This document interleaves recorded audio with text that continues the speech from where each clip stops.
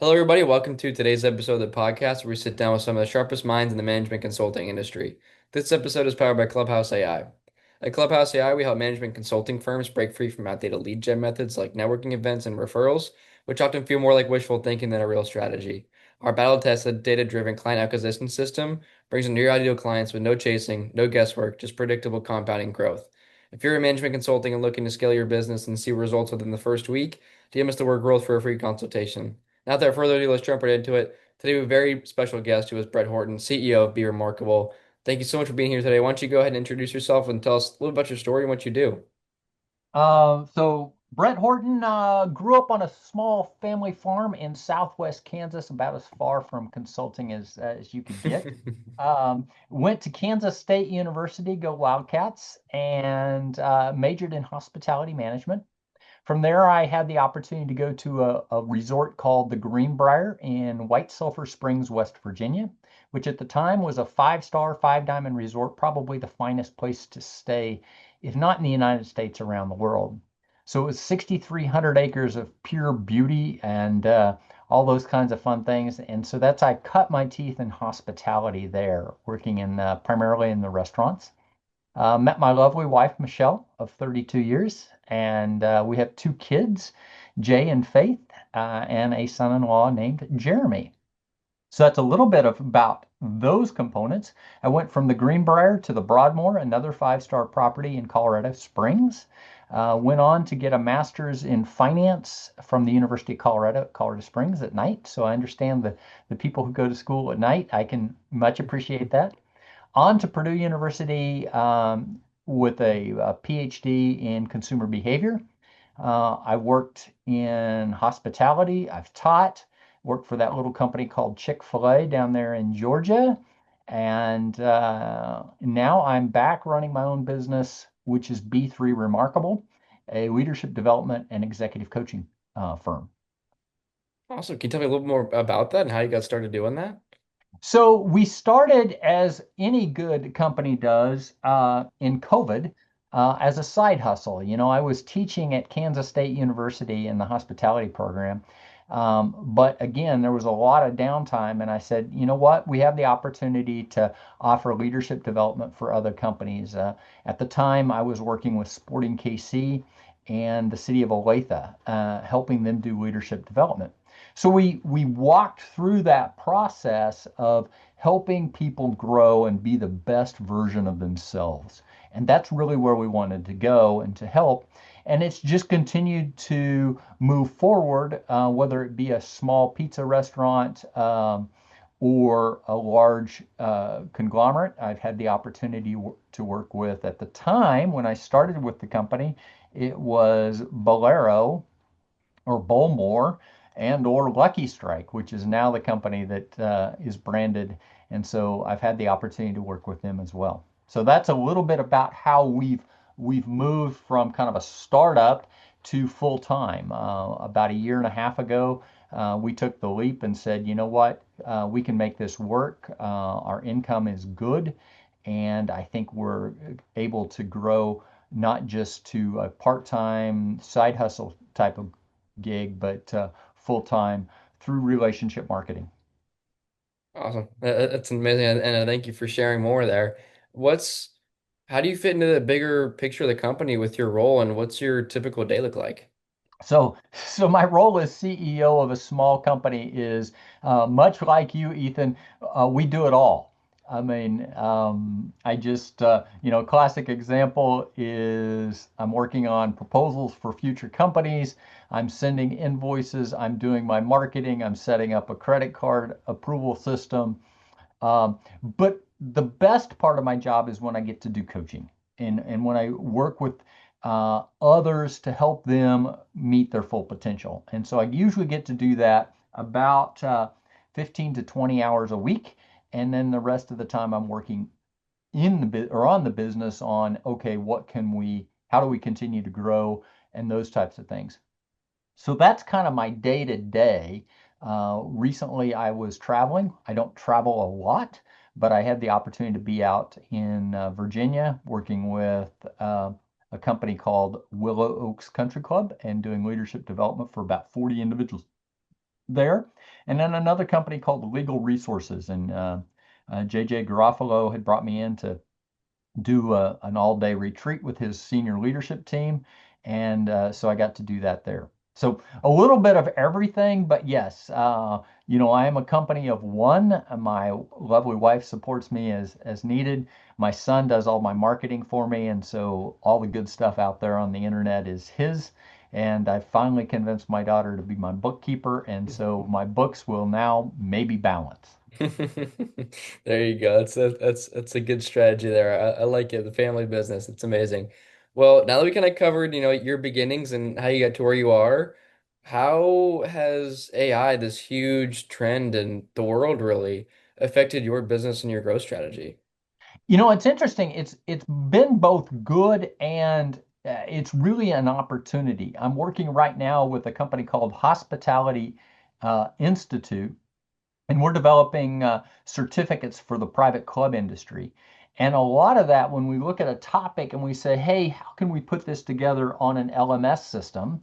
You know, we can go out and ask the internet questions, and it will then give us the most recent data. Then we can combine that to create something that is very user friendly for the client. And in the process, I think AI for me has not been a giant leap, but more of it's just become who I am. When I was working in hospitality or in higher education, I remember a bunch of the faculty were arguing over which policy you put on your syllabi of no AI, some AI, approved AI. And I'm going, you do realize that all of you developed your syllabi using AI because it hopefully has spell check, et cetera, et cetera. Right. It's it's not one of those things where people are scared of AI. And I just read a recent article on from Inc. I think was the people who are most knowledgeable about AI are actually having some of the biggest problems with it. Those of us who are like me, just naive, it's like, you know what? Let's see if it'll do that. And some of it's good. I mean, I'm using AI to generate content at times, and then I'll go, I don't like that. But just the search engines out there are so much more robust than they were 10 years ago. That Mhm. if we can learn to ask the internet questions, we can get at the answers. We just have to be careful to realize that, you know what? It may not be accurate. So we still got to use I like to call it the gray computer sitting on my shoulders. And unlike you, I am operating, Ethan, on a 286 processor, and you're probably not even old enough to know what a 286 processor is, but that's what this is. It's got everything but a floppy disk. So Gotcha. just to give you a perspective, you can Google that later on what is this 286 processor? Well, I'll have to dive into that and see what that is. I'm not too familiar. That's above my pay grade there. It's a little before my time. It is before your time. There's the concept, Ethan, is you will never, we're not on dial-up. So I mean, the concept is just the concept of you and I having this conversation across hundreds of miles live, and it's going to be broadcast out to thousands upon thousands of people would not have been possible without the growth that we already have seen. And Right. so the idea is we just have to embrace it and we just have to be careful of how it goes. Right. Yeah, it's so valuable. And I'm glad you've already started to look into AI and how you can use it and the pros and the cons of it. Some people Right. are like you said, they're naive and will say have no idea what the drawbacks could be as well as how they could benefit from it. So it's important to look at all aspects, right? Well, I thank you for diving into how you use it. Usually I have to ask the question, like, 'cause I'm always curious about how different business owners, CEOs, whatever it may be, are utilizing and making their businesses more efficient with it. And I thank you. So going off the back of that, for your business, what's been working really well right now and what's kind of been frustrating you? Um, the interesting part about it, what's working is I am having an opportunity to work with some of the finest people out there, both as coaches and then executive leadership development. At times, though, it is frustrating for me to figure out how to keep the sales going one direction and the delivery the other. My natural instinct is I love to do the coaching, the leadership development, etc. But you still have all the other stuff that has to be done as a small business. And so I have to then be able to uh, work that into the conversation and figure out, okay, when do I do the other stuff? So, I have the opportunity to do leadership development work with Hospitality Institute. That's working really well. I enjoy doing that, but it takes quite a bit of time to develop a class and get it ready to rock and roll. So, but those are working. We're continuing to grow. 2025 was double what we expected in revenue over our projected strategic development plan. 2026 looks to be about 3 years ahead of targeted strategic development. And so I think we're in a really good spot. Now I got to make sure that we're not growing too fast that I can't keep up. And that's always a challenge for us from that perspective is, hey, we got to be able to deliver exceptional product, which is a service in our case. And I want everybody who walks away from a coaching call or a leadership development event to be going, that was the best we've ever had. Right. Yeah, it's always so important to make sure that people can walk away with value, right? That's the main thing as a consultant. There's really any business owners, you need to be able to portray that value and make sure people are walking away happy and satisfied. That's an amazing. And in terms of, I know you slightly touched on it there. What are some of kind of the hurdles that you've had to overcome as a business owner, as a CEO, either in your past or still currently, that's helped you guys kind of grow and into what you are today? So I will tell you, Ethan, I am a reader. I'm a learner. My Strength Finders puts learner number one, and it's probably well and above number two and three, which is achiever and deliberative. But as a learner, the first 6 months of the job, I read anything I could get my hands on how to do sales and how to do relational sales and how to make that concept of saying, oh, I want you to spend very, very good money on doing the kind of work we're doing. And I needed to have a game plan. I had never worked in sales. I'd always been in operations. So the sales would always come to me. I'd overseen people in sales, but I didn't truly have that magic touch on how you make that happen.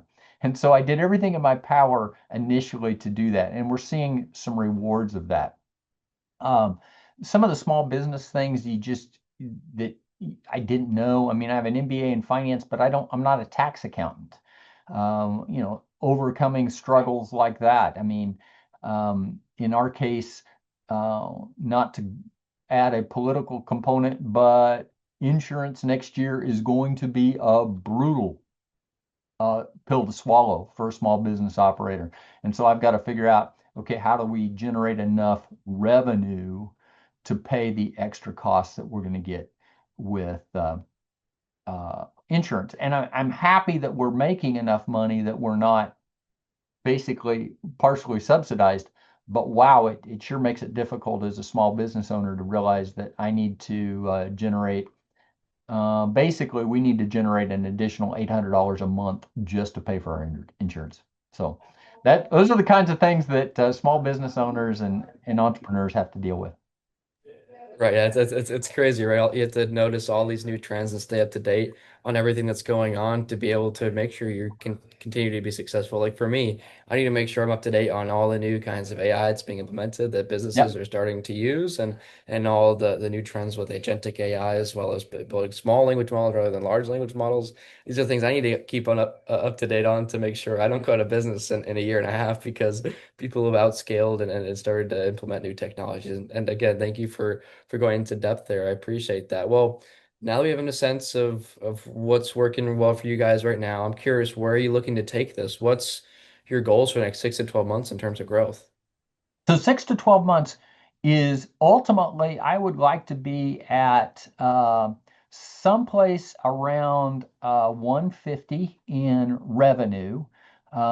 unfortunately, with a business like ours, we don't have a lot of expenses to go forward. I'm using the expenses that I have, which is a computer and a microphone and Zoom and those types of things.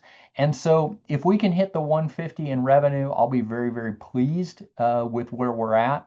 And then, kind of the standing joke is our BHAG, or Big Hairy Audacious Goal, as Collins uh, called it, would be $250,000 in revenue.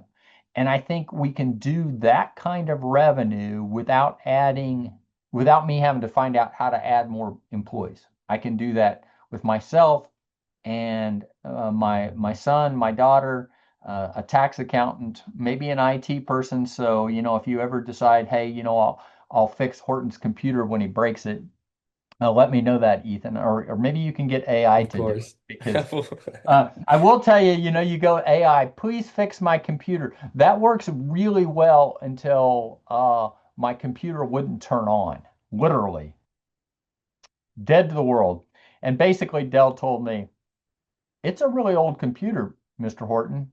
Yeah, well, that doesn't mean it shouldn't just turn on. So thankfully, we have everything on the cloud. And so it's Right. the only time I've ever been in my world where literally I don't care. There's nothing on that computer that I need. I just need to pull out the motherboard so there's nothing that somebody with tech can go, oh, we'll dig into that and figure out there's something on there. There's nothing there. It's all out on the Hmm. cloud. And so even those types of things, understanding how to share files and keep that all up to date.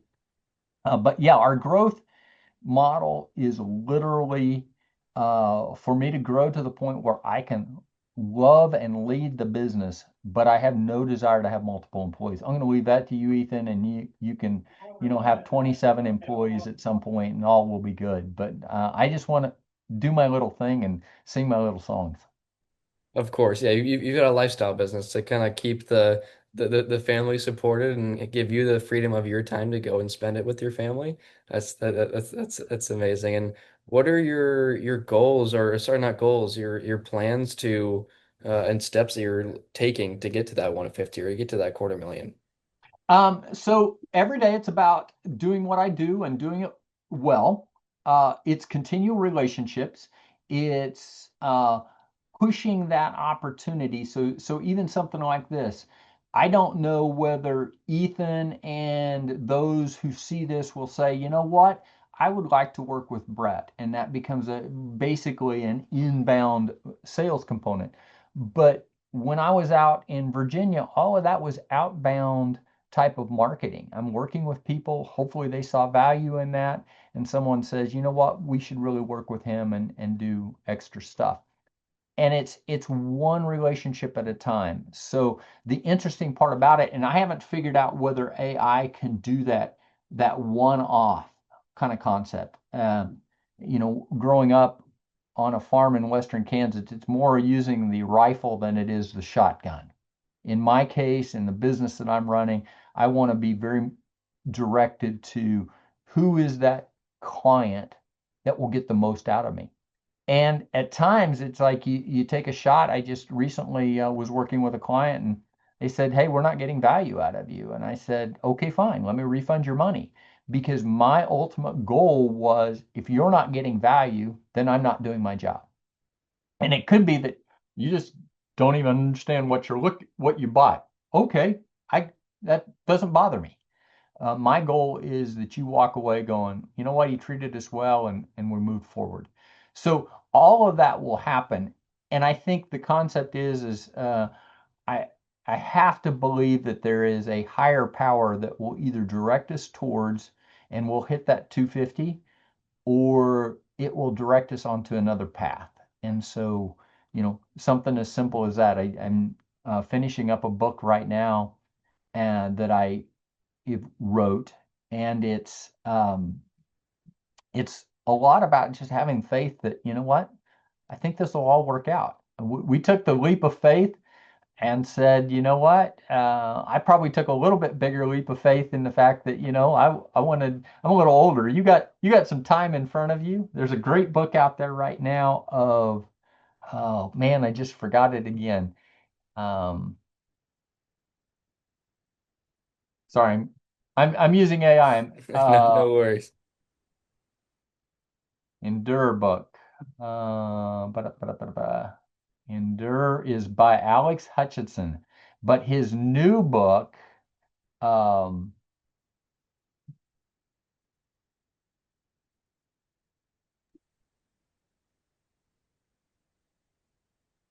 I really recommend. It's called The Explorer's Gene. Okay. And so, again, remember, I'm a learner kind of concept, so I'm always reading.